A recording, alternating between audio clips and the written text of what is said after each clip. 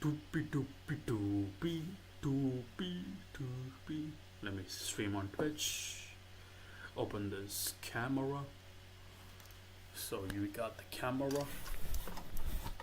We got the good looking, good fucking looking, tucking my dick on the camera. Yo, shock.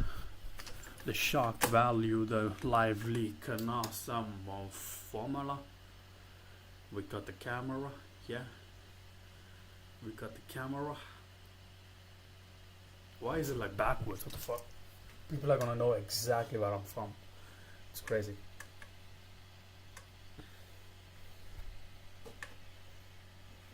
People are gonna use that and be like, I know exactly where this guy is now.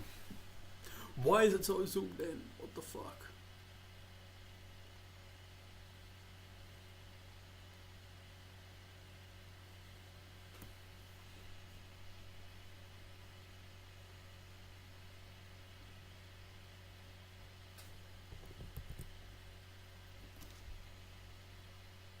Why is it so zoomed in? Fucking hell, where is it?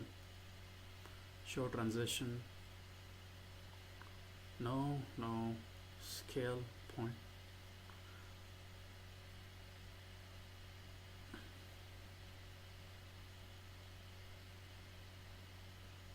What the fuck?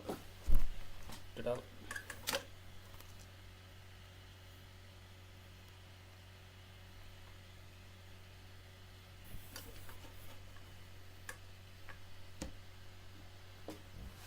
Okay.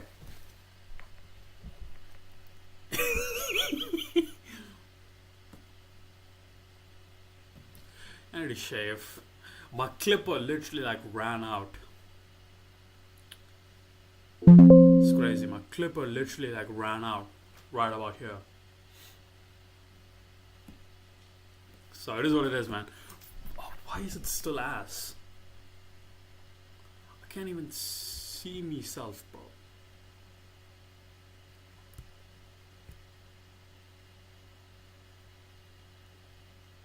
Okay. I can see my now.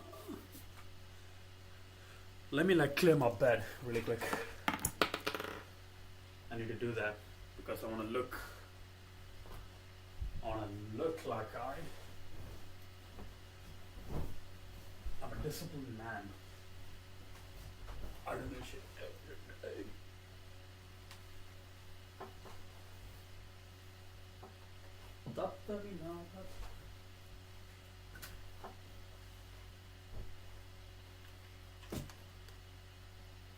I always have some weird dreams every day. It's crazy. It's because I don't need this. Let it be here for a minute. My room is cleaned. You need to clean your room, bucko. You need to clean your room. The Dragon of Chaos. The Dragon of Chaos, buddy. You don't want to mess with that. You don't want to mess with the Dragon of Chaos. Okay, let's do some lead code. What's up?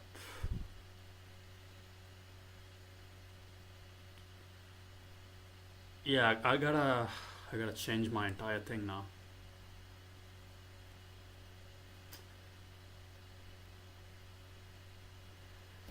I need to change some things. Fuck, I'm doxing people now. Don't do that.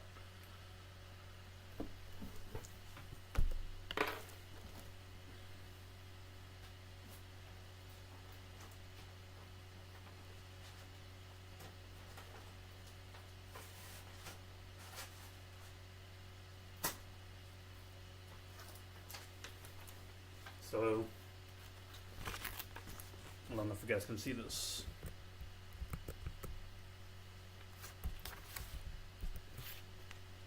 This is the plan that I had. I'm crushing it.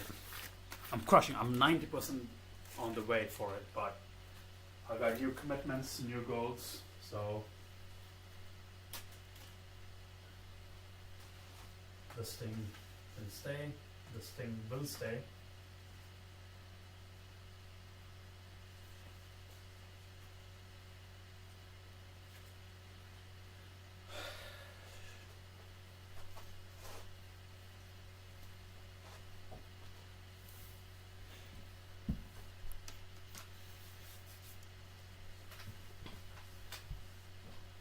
Pour pints in a dirty.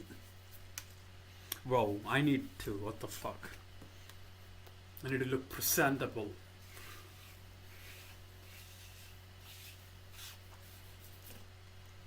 I still look retarded, but who gives a fuck? Who gives a fuck?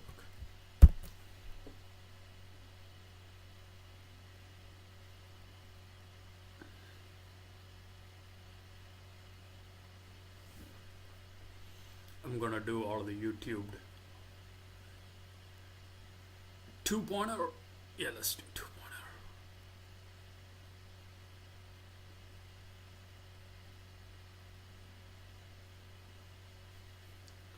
So this will be the sliding window problem. So, okay, this makes sense. This makes sense. So while R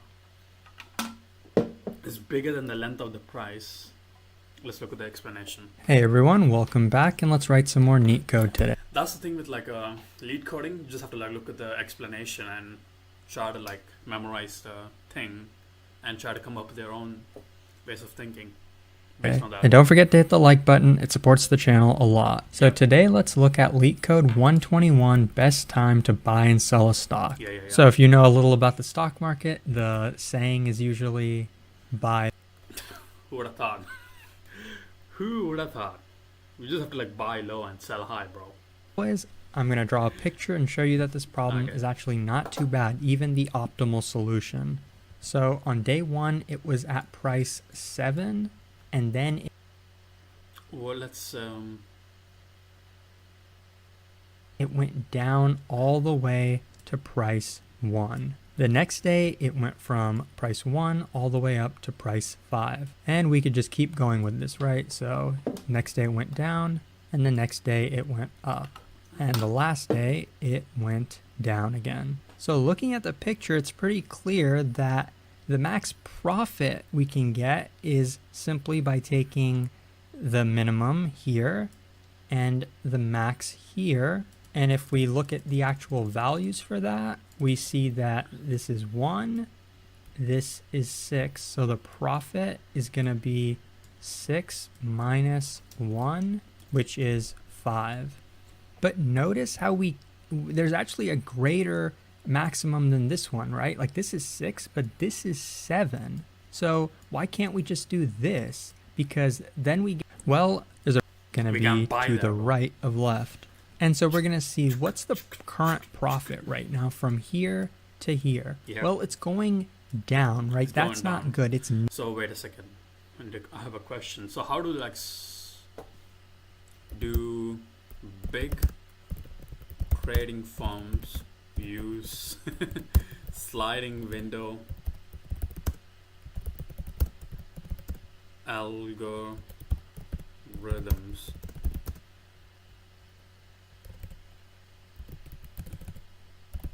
in their firm? Question mark, question mark.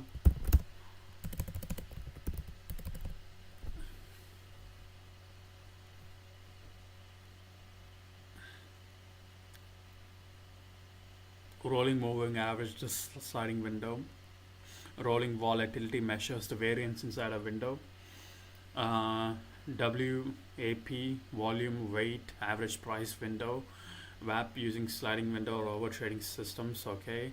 Order book microstructure features. HFT firms compute things like, fuck, my posture is fucking killing me.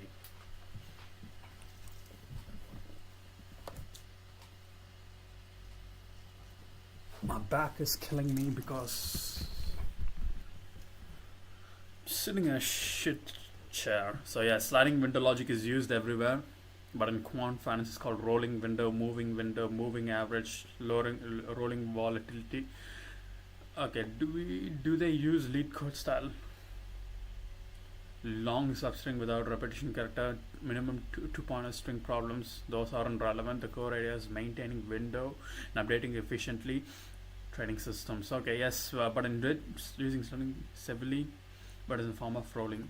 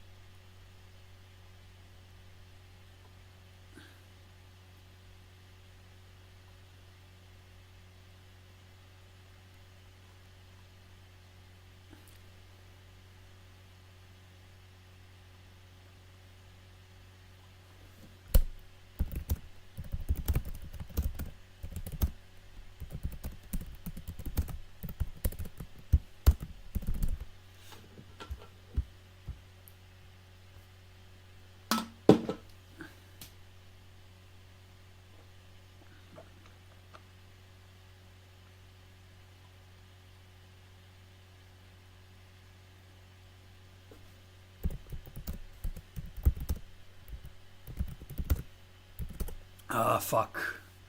Can you make a good game on Python? Okay, I mean, most games made in C++ anyway.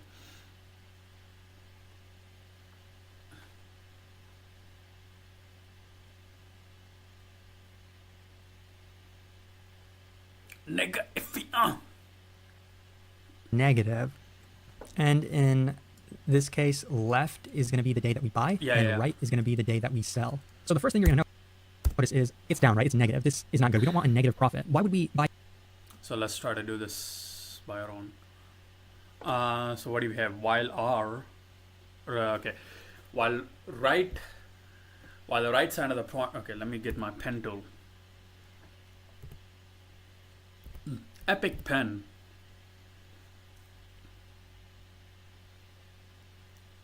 Could you fuck off? Fuck off.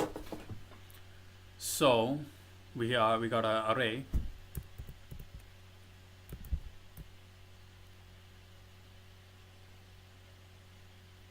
Nigga, the fuck? We got this couple of elements going in there, and we have the left pointer starts at 0, right starts at R. Fuck, I can't draw. Delete all. So yeah, let's do here.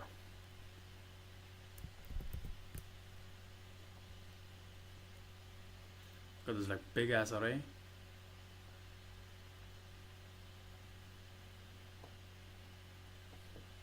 And we have the left pointer, right pointer. So while the length, this will be the length, right?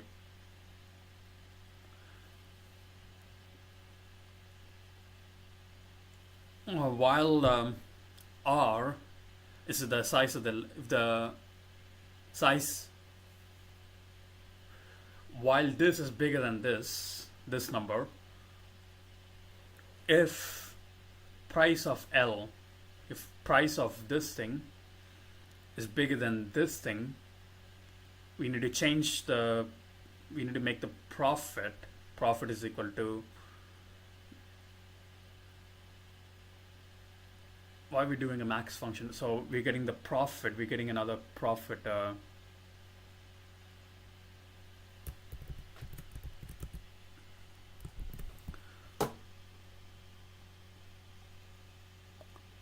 Okay, we got the profit, and the profit is equal to right minus left, because we want to predict the future and not the past. So right minus left would be like right minus left, and the max profit, this will be just a profit on this instance, right? This little instance, and the max profit would be whichever is bigger compared to the max, and So the max profit at the beginning is going to be 0. Why can't I have a pen? Okay. Max profit is going to be 0. We're going to compare this number, comma, and profit. Whichever is the highest profit would be the max profit again. Else, we're going to shift the left pointer into this. Shift the left pointer here as L. And you're going to exit the loop and move this a step.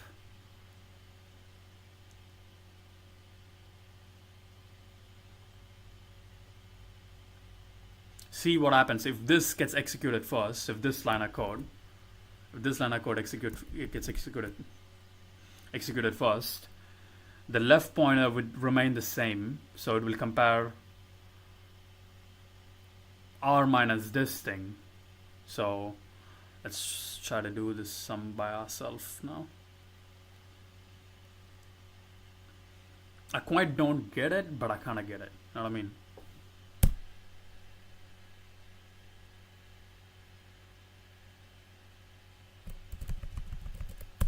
So the length of left and right, we're going to start 0 and 1 because it's going to be a sliding window. And this one right here is going to be max profit. It's going to start with 0. And while the right pointer is going to be the one on the index, because we don't want the left pointer to do that, obviously. The length of the entire array, which is the prices, okay, if this loop is keep gonna go, if the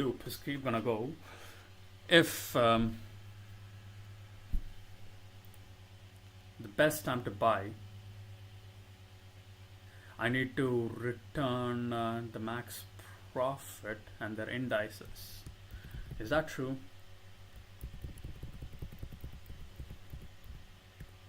Why am I returning the max profit? Is that what they ask? I chosen return the maximum profit you achieve. Okay.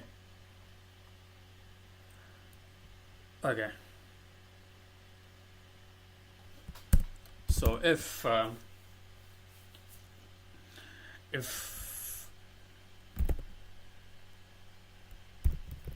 prices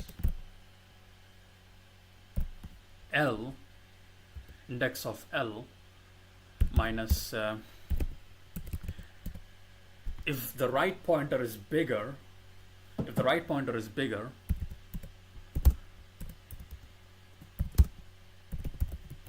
than the left pointer, right? I need to go and do another profit. Why am I doing another profit? I don't get it. So I need the profit, I need to minus the bigger number would be the right. So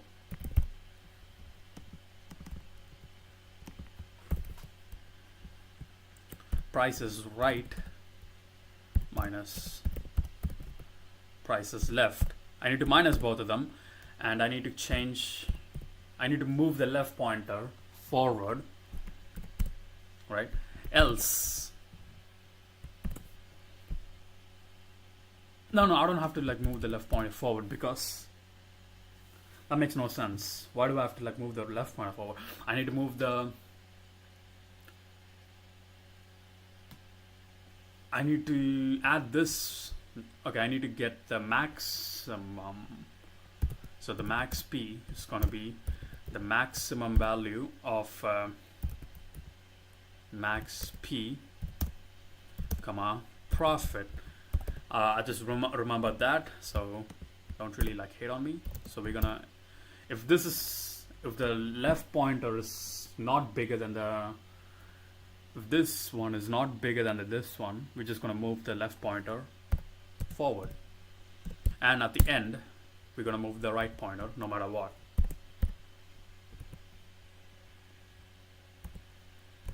And we're gonna return max P.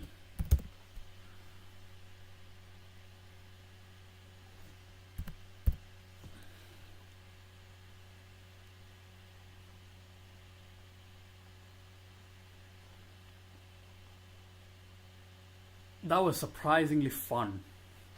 Hey everyone, well, What's the number? 121. 121, 121, 121, 121. We ain't got no 121, nigga.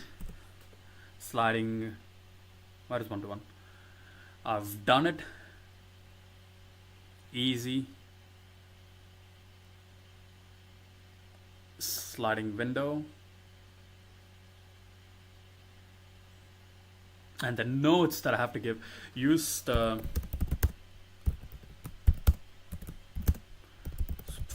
function and the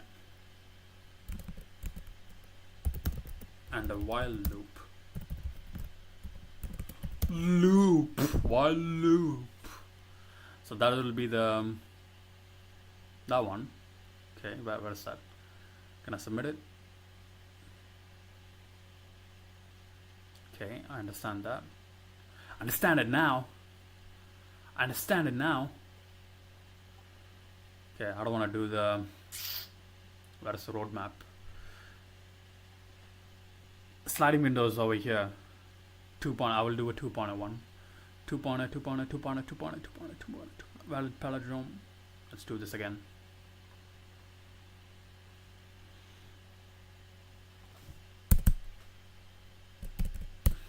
Fuck this left and right shit. So, given a string S, return true if the palindrome otherwise return false. The palindrome is a string that reads the same forward and backward. So I need to get the, it's a 2-pointer. So one is going to be on the first one and another one is going to be the last one. So that's cool. So I need to check if this is equal to this, if this is equal to this, if this is equal to this, if this is equal to this. Okay. I need to get like alphanumeric because I want to eliminate the spaces.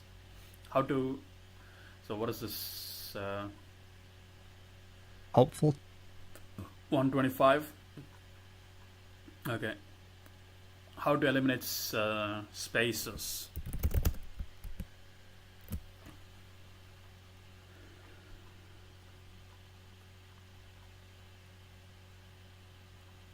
Add people. Nigga, what?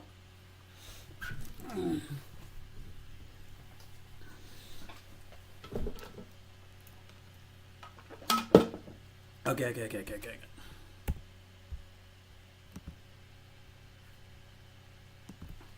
What's the charge?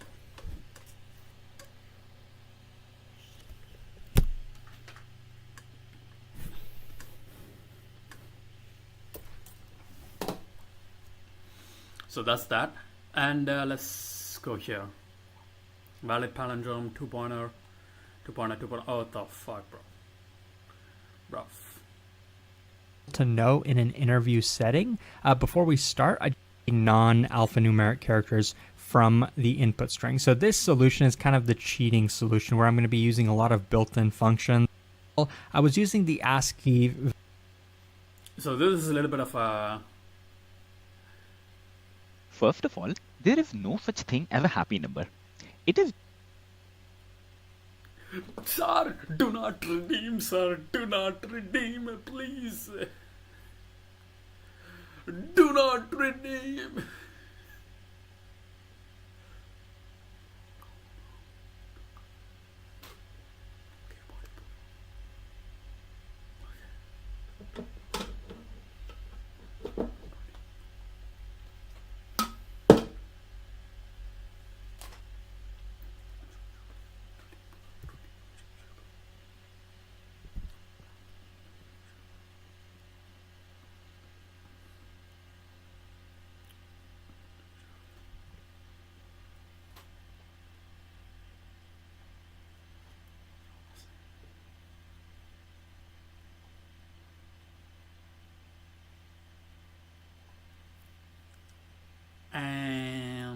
If stack is an empty list, bro, I'm gonna fuck people up.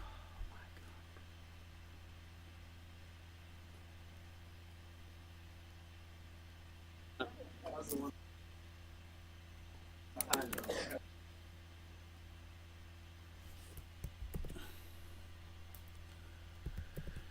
Yeah, the proper solution for that is just that's not the right solution, unfortunately.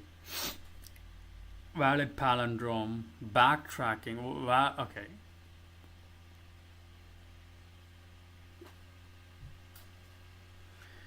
Brother, this guy. Hello guys, நான் உங்கள் கௌதமிகா. இந்த வீடியோவில் வந்து நம்ம again placement சீரிஸை continue பண்ண போகிறோம். So இந்த வீடியோவில் என்ன கொஷின் பார்க்க போகிறோம்னா, நம்ம வந்து அரே வந்து லாஸ்ட் வீடியோவோட முடிச்சிட்டோங்க. ஸோ அதை வந்து நீங்கள் செக் அவுட் பண்ணி பார்க்கலன்னா பார்த்துருங்க.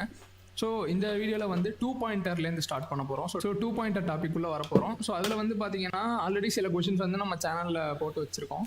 ஸோ இந்த ஷீட்டோட லிங்க் வந்து டிஸ்கிரிப்ஷன் இருக்குங்க. ஸோ கண்டிப்பாக நீங்கள் பார்க்கலன்னா பார்த்துருங்க. ஸோ இன்றைக்கி என்ன ப்ராப்ளம் பார்க்க போகிறோம்னா, 2 பாயிண்டரில் வேலிட் பாலிண்ட்ரோம் அப்படின்ற கொஷின் தான் பார்க்க போகிறோம். ஸோ இது வந்து ஒரு ஈஸி கொஷின் தான். பட் இருந்தாலும் அந்த 2 பாயிண்டர் அப்ரோச்சை வந்து உங்களுக்கு நல்லா மைண்டுக்குள்ளே ரெஜிஸ்டர் பண்ணுறதுக்கு இந்த ப்ராப்ளம் ரொம்பவே ஹெல்ப்ஃபுல்லாக இருக்கும். சரி வாங்க டக்குன்னு போய் கொஷினை பார்த்துடலாம். இங்கே வந்து பார்த்தீங்கன்னா ப்ராப்ளம் ஸ்டேட்மெண்ட் என்னென்னா, நம்மள்ட்ட வந்து ஒரு ஸ்ட்ரிங்கு கொடுத்துருவாங்க. ஓகேவா? ஸோ ஸ்ட்ரிங்குனா ஜஸ்ட் ஒரே ஒரு ஸ்ட்ரிங் பாலிண்ட்ரோம். இப்போது லெட்டரும் கம்மா. ஸோ இதை வந்து பார்த்தீங்கன்னா ரெண்டுமே ஸ்மால் இப்போ ஸோ ஸ்பேஸ் செக் பண்ணுறதுக்கு. அதே மாதிரி கேரக்டர் டாட் இஸ் டிஜிட் அப்படின்னு ஒரு method. Bro, what the fuck is this code? Fuck off. The fuck is this code, man? Big ass, feisty ass code. Fuck's sake. Never learning that. Never learning Java. Just the aesthetics of it is just like, fuck me. Who the fuck is gonna learn that? Be a man. Okay, listen. I think learning assembly is like the most alpha thing to do, but we're all cucks. We're all cucks. It is what it is. Hello everyone, let's solve lead code 125 valid palindrome today. In general, if a string and its reverse reads the same, then we call our string all. One very easy way to solve this is to create a new string by removing all the non-alphanumeric characters and converting the entire string to lowercase. Then checking if the original and the reverse string matches or not. If they match, then the phrase is a palindrome, and if not, then it is not a palindrome. Now this process takes O of n time complexity for creating a new string and comparing it with the reverse.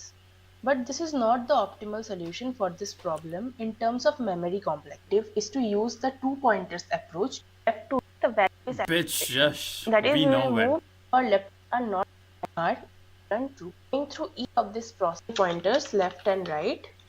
But if the simple which pointer else Oh, I just have to use dot alpha numeric.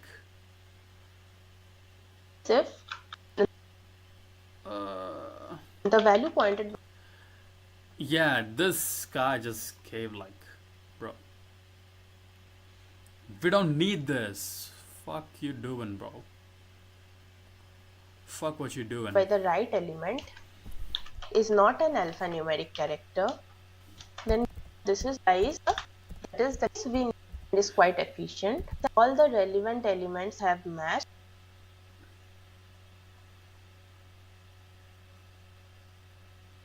This is the solution. I just know it.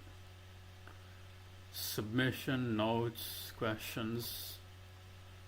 Where's the discussion bit, mate? I want to see animals discussing this shit. Yeah, now? Okay, why am I writing this?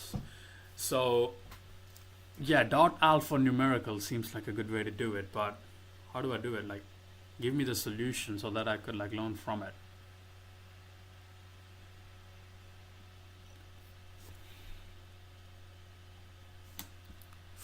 Fucking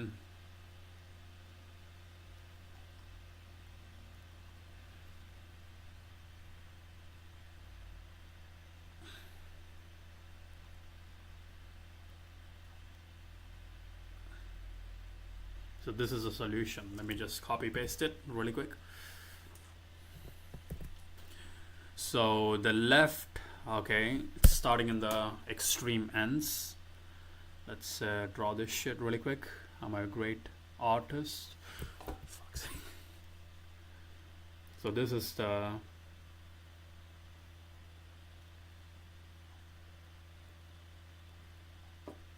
and we have the pointers at the extremes, the left and right. And while left is bigger than right, so the loop stops when this gets bigger than that. Okay, if not, as the string of left, fuck you. The string of left is alphanumerical. String left dot alphanumerical. So I think it will skip past the non-alphanumerical shit. What does dot alphanumerical does? Let's see.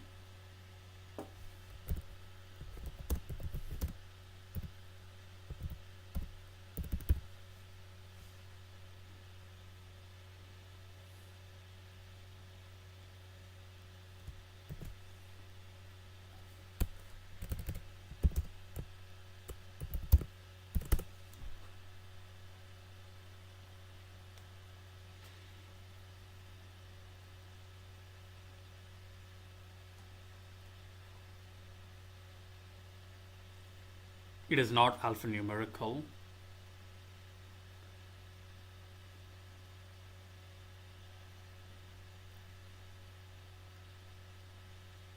Oh, I'll just okay, I got it. So if this element is, let's say, this exclamatory mark or some shit, that's my attempt of an exclamatory mark. But if this is an exclamatory mark, this will go and be like, oh shit, this is not an alphanumerical number. So what I'm gonna do is I'm just gonna increase this pointer to the left. Else if right, if this is an alphanumerical, let's say this is not an alphanumerical number, this is also an exclamatory mark, this is gonna go, oh shit, let me whatever this is gonna move to the right pointer. Else if dot lower is not equal to, what does dot lower do? Dot lower, what does dot lower do?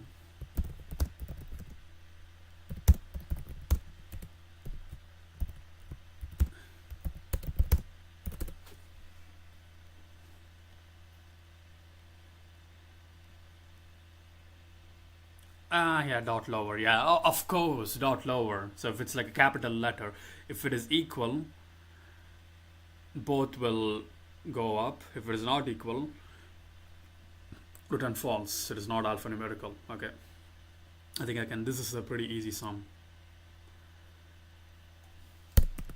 So the left and the right. So the left is going to be the first pointer, and the right is going to be the length of string minus 1, and the length of the string. And while left is bigger than the right, this command is going to execute it. So if not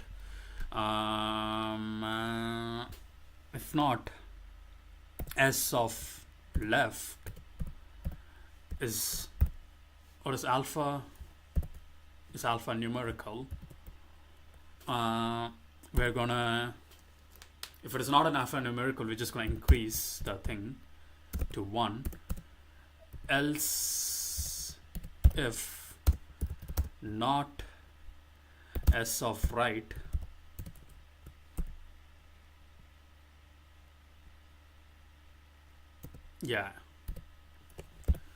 if it is an alphanumerical, we're just going to increase, we're going to decrease because it is in the reverse order. So this is going to be else if, let's think, else if so if it is a dot lower is equal to, else if s of dot lower is equal to s of right dot lower. If both are equal, we just have to move on to the next thing.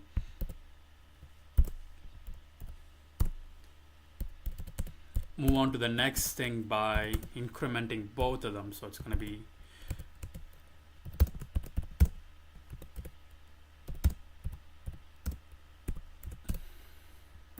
else. If it is not equal, we're going to return false,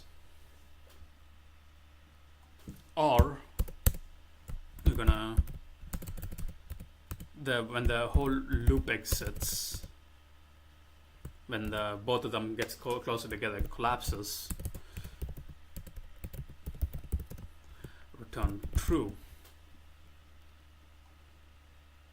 This one is 2. What the fuck? Invalid syntax, else if not.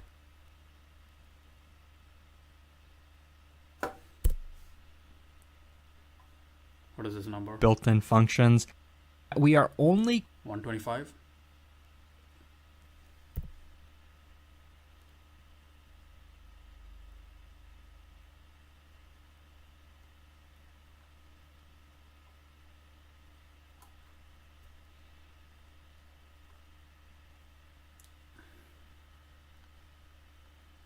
Same logic.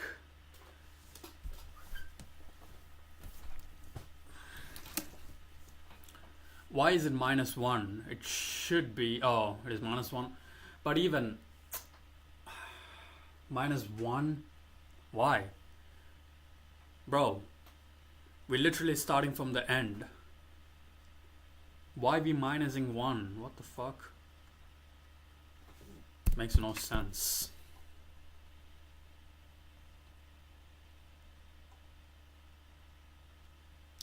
Yeah, I did what's wrong in this? What is wrong?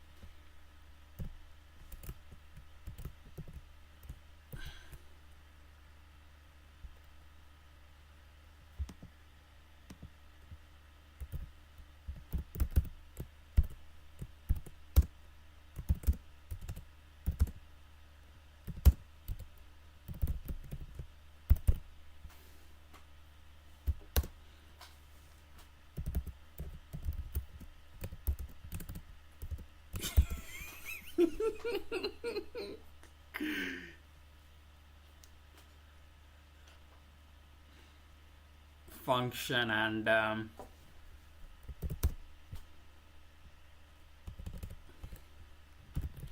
yeah, bro, just vibe. You know what I mean?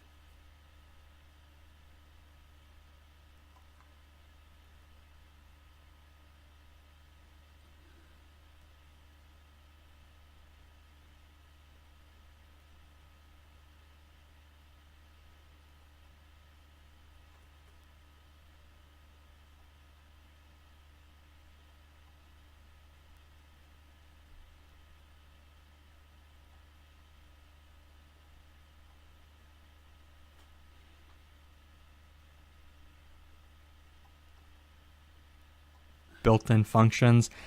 Our character before I forget, run it to see if the solution is actually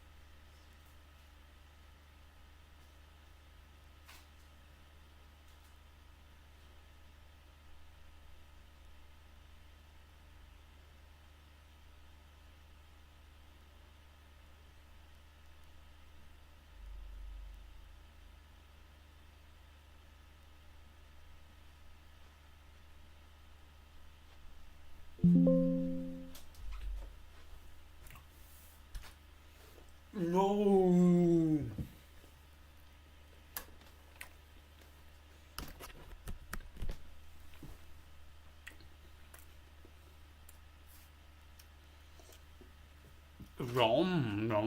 Okay.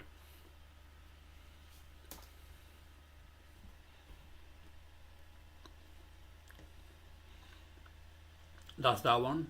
And what my neat code at?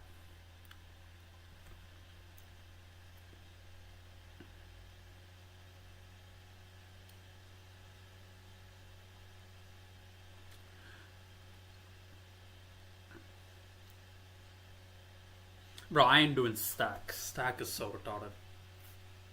Stack is so retarded. Who gives a fuck? Stack this, stack that. Nigga, who gives a fuck? Respectfully though. Respectfully, no one gives a fuck.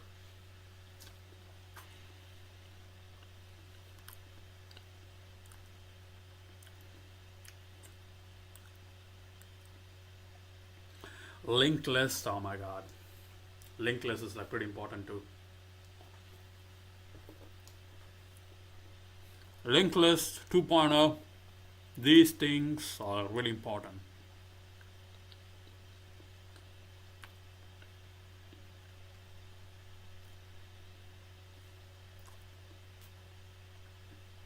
I need to reverse a link.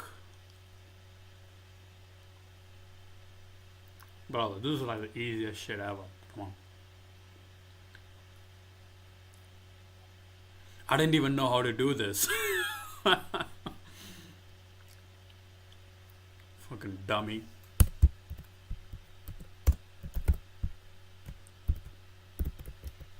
Bro, I thought I knew how to code back then. I was so retarded.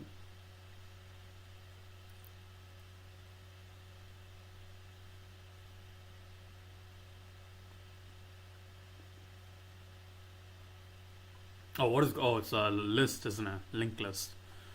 They need a time complexity and shit like that. Let's look into the solution.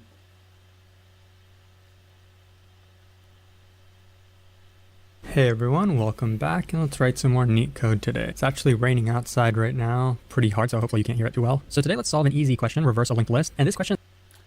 whenever he says some shit like that, I'm constantly trying to like listen to the rain. You know what I mean? It's actually like a sub-problem that's needed in a lot of other questions, like linked list related questions, so it's definitely good to understand. So just like the problem says, we have a linked list, we got some nodes, and we just want to take each of these links, reverse them, keep doing that with every link, and then this is going to be the new head, and then we're going to return that.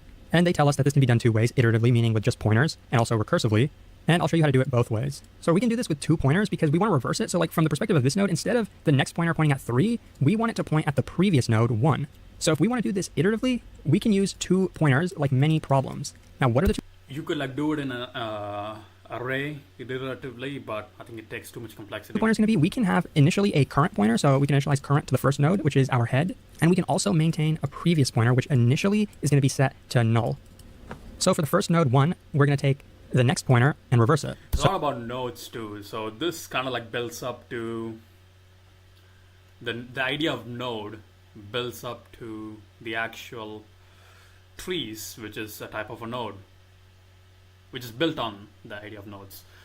Let's go. So now the next pointer is going to be pointing at null. So this is now going to be the last element in our new reversed linked list. So now we can shift our pointers. So we're going to take the previous pointer and then shift it to current, and we're going to take the current pointer and shift it to the next node. Now, since we broke this link, we have to save this somewhere before we end up breaking this link, and I'm going to show you how to do that in the code. So now our current is 2. We want to take the next pointer and reverse it. So the next is now going to be like this. So it's going to point at previous. So we can reverse the next pointer and set it to previous. And once again, we're going to shift our previous pointer to current, and our current pointer is going to be shifted to next. Now we're finally at the last node. We can once again update the next pointer of this current node. And so now when we update our pointers, previous will be here and current is going to be at null. We've reached the end of our list. Now we want to return the head. How do we return the head? Lucky for us, the previous pointer is equal to the new head, right? So this is going to be our result. Bro, just like in the drawing. Just give the solution. This is the recursive and this is the iterative. Let's look at the iterative because he's kind of retarded.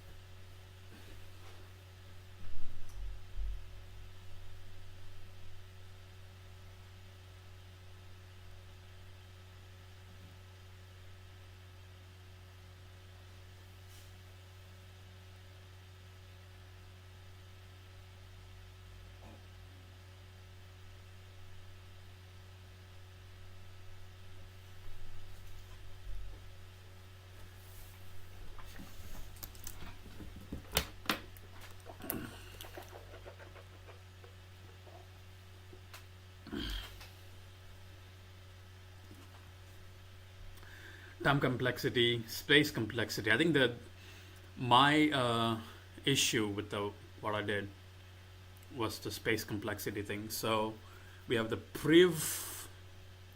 What is priv? Priv is non. It's the head. Head will be the. What is the head?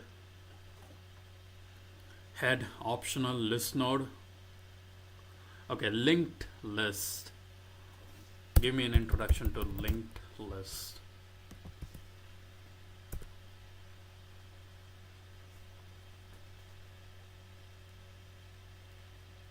Who the fuck invented it? So a linked list is kind of the first serious data structure you learn about because it's very simple and it's actually got a structure. I mean, an array's got a bit of structure, but a linked list is kind of slightly more complex. We can do some more interesting things with a linked list. So a linked list is made up of nodes. Each node stores an item of data, so it could be a number, it will be in our example, because it's easy to write, and it has a reference to the next node in the list. If we wanted to store the numbers 1, 2, 3, and 4 in a linked list, it would look something like this. Each node stores a value and a pointer to the node.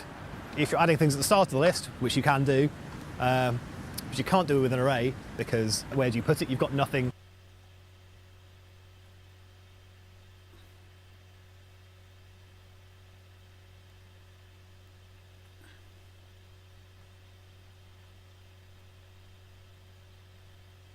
Why should you avoid linked lists? Let's go. Okay. Here I'd like to show an example that first was shown to me by John Bentley of algorithms fame. Make a sequence of random integers, keeping them in order, and so you're given the number. That's such a Liverpool accent. 5, 1, 4, 2, and it builds up the sequence as you see it there. And then you remove them again by giving a set of positions of which one you take out. And so the exercise is, for which n is it better to use a linked list than a vector? Okay. Or an array. Okay. I'm forming deep in the German, sipping a suburban. Yo, the cops are killing me. The pop, you know what I mean? And so for those that don't understand, who here doesn't understand the question that was just proposed right here? Type 1 in the chat if you don't understand the question. Bro, who the fuck in US could like listen to that and be like, yeah, I understand that. You know So that was proposed. By the way, if you don't love 14p, type 1 in the chat. Okay. So it's actually a pretty simple question, right? Here, let's see if we can exit out of here. Let's go to the xcali draw. It's a very interesting question. So you can imagine that there exists a world. It's a very interesting question. So we can exit out of here. Let's go to the xcali. Xcali draw? I didn't even know that. I need to use that from now on.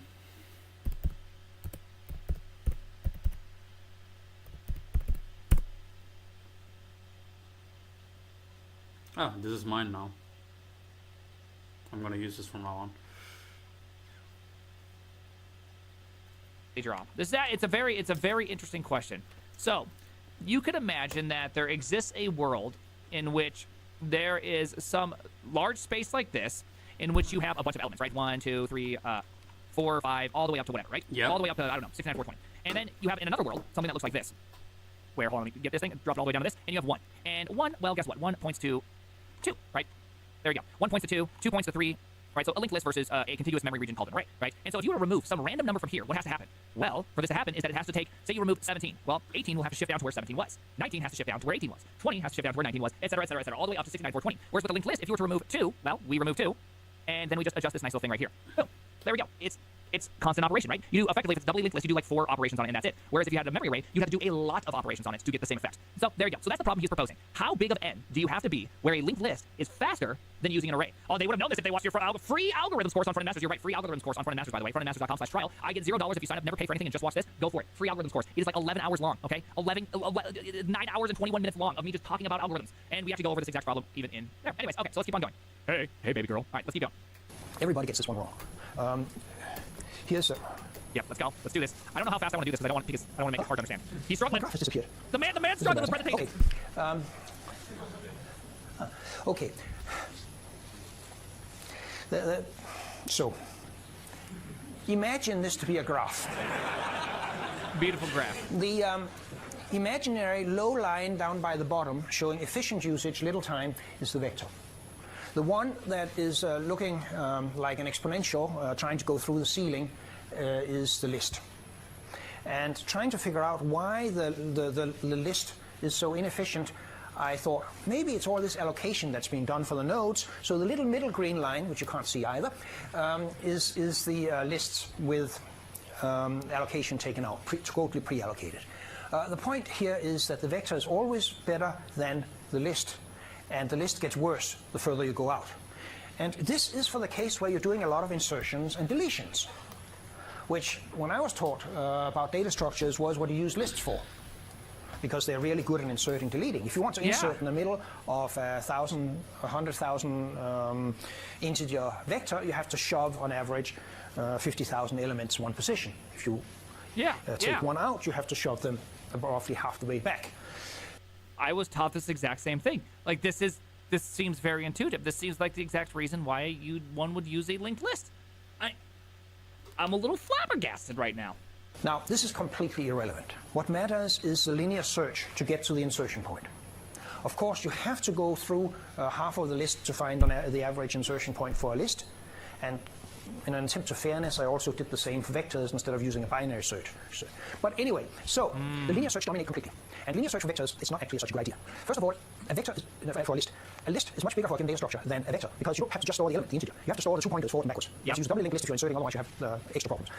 That makes, okay, so this already makes a lot of sense because one thing that is unique about a vector is that it's contiguous memory, right? Whereas linked list is not a contiguous piece of memory, right? Each little node has been malloc somewhere in the universe of space. And so you most certainly get like a lot of different, I can't believe this man made C++. You can't believe this man made C++. If I were to ask ChatGPT, what does someone look like who probably invented C++, I think they would create this, right? So you get this whole, you get something beautiful that happens with a vector that just can't happen with this. So that makes sense. And the second thing I guess I never really thought of in this problem is that to get to the node you wish to remove, you have to do a linear search every time. And that completely dominates. So yeah, I think in linked list, for you to like search an element, I think it's much more easier. I mean, it's much more difficult compared to if you were to like edit an element. It's much more easier. Edit, delete, allocate, whatever. It's much more easier to do it in linked list rather than in an iterative array. So the graph here, this graph here that you can't see. So I guess the only thing that would make sense is if you did head removal. Head removal and head addition probably definitely win in linked list at a pretty small number. But everything besides for that, any sort of manual looking through the list to get to a point, I guess this makes a lot more sense than I ever realized because you have to follow so many gosh darn dang pointers just to get to that point. Shows you that there's not a minor disadvantage here. We're talking about things being 50 or 100 times slower with a linked list. And the traversal dominates. So compactness matters. Vectors are more compact than lists. And yeah, if you want to like move into the center of the list, it's much more easier, I think. I don't know. Predictable usage patterns matters enormously. With a vector, you have to shove a lot of elements over, but caches are really, really good at that. So surprisingly, vectors are random access constructs, but you can screen them. Lists don't have random access, but when you traverse a list, you keep doing random access. There's a node here, goes to that node in memory. So you're actually random accessing your memory, and you're maximizing your unpredictability cache misses, which is exactly the opposite of what you want. So the lesson I'm trying to say here is stay compact, stay predictable, and you have 3 orders of magnitude of performance to deal with here, to gain by being compact. I have his book, I think, A Tour of C++. I actually think I can see it right now. And in there, he says, always use a vector unless if you can prove a map is faster. And I thought that was very interesting because it is better often to search position by position to get the thing you want than to perform some math calculation that offsets correctly into some larger memory region, which could follow a linked list or maybe some sort of vector or whatever it has underneath the hood to get to the point because of key collisions, right? And so it's kind of surprising that that is a real thing, and it's true. We did it with I did a video where using a map to do character lookup was slower than storing the characters in an array or even a vector. Even a vector in Rust was faster than using a map, which then an array was even faster. Now, Tour is awesome. Tour is good. True OO style. Look at that beauty. Look at that beauty. And said, well, I don't use lists of 100,000 and 200,000 elements. And there's 2 kinds of people. There's sort of the Google and Amazon people that says because I don't have such little data. By the way, this is this is just what JavaScript looks like. I mean, this is one of the reasons why JavaScript is super hard to make it fast. People always are like, well, JavaScript's only like 30% slower than C++ or whatever. It's like, no, it's 30% slower in these really trivial situations where you're doing math because JavaScript is great at jitting. And if you just do math, of course it's great. But the moment you start really playing with memory, that's where everything just falls apart. There's 2 kinds of people. There's sort of the Google and Amazon people that says because I don't have such little data structures. And then there's the students that think 1,000 elements is a long list. And so I don't use that many 100,000 lists, but using a few 100,000 element lists is exactly the same. As a matter of fact, you can get the performance effects out of individual data structures. So here's a very simple one up there, a vector of points with 4 points. And the way that will be laid down in memory if you use the standard is up there labeled C++.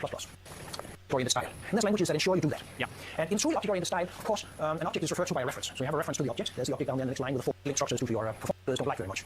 So like how that works is that you can imagine this. Like if you go over here to this, sorry, we did a bunch of showing someone how to copy and paste here, but you can imagine that if we went to something that was a little bit more TypeScripty, right? And you went in here and you jumped here. If I had something like a point, right? It doesn't matter function, create, point. It doesn't matter if it's a class or not. Return x, y, right? X, y, right? Who cares, right? Here you go. Boom. If you go const list equals this, and in here you have create point 42, 420, yank that 69, 420, 420, 69, and let's go bam, bam, bam, bam, bam. Why not? Even though there's no rhyme or reason to any of these things I did. So there you go. So you have this nice point. What's actually happening here is this is created and stored somewhere in the garbage collection.